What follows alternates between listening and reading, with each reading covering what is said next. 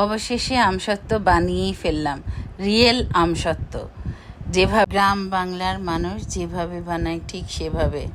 তো ছাদ থেকে যে আমগুলি পেড়েছিল তা আমার জন্য হংকং পাঠিয়েছে। আমগুলি হাতে পেয়ে আমি কি রেসিপি করেছি বলেছিলাম তোমাদের সাথে শেয়ার করব সবার সাথে এক এক করে।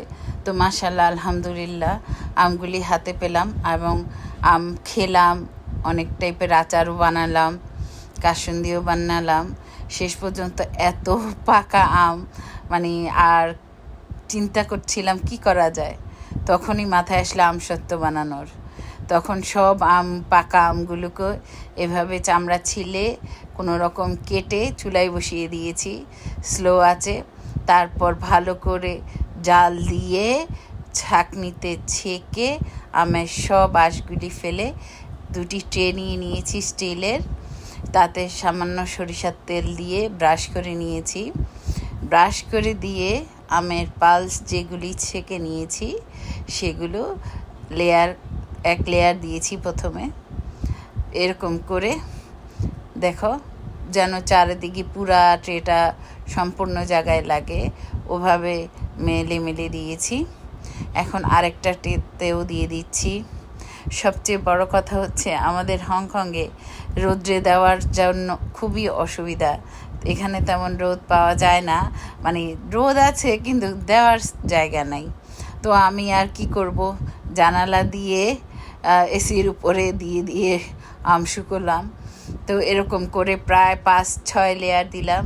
দেখলাম আম মোটামুটি আমসত্ত্ব হয়ে গেছে। আর তখন আমি এটাকে নিয়ে খুলে উল্টিয়ে আরেক রোদ দিলাম, দিয়ে তারপরে ভালো করে শুকিয়ে নিলাম। আর খুব খুশি লাগছে যে এত বছর হংকং থাকি প্রথম আমি রিয়েল আমসত্ত্ব বানালাম, তাও আবার নিজের গাছের আম দিয়ে। আলহামদুলিল্লাহ। তো তোমরা যারাই আমসত্ত্ব বানাও সবসময় খেয়াল রাখবে, টাটকা রোদ যখন উঠবে তখনই তোমরা আমগুলিকে সিদ্ধ করে রোদ্রে শুকাবে। রোদ্রে শুকালে আমের আমসত্ত্ব ভালো হয় এবং নষ্ট হয়ে যাওয়ার সম্ভাবনা থাকে না।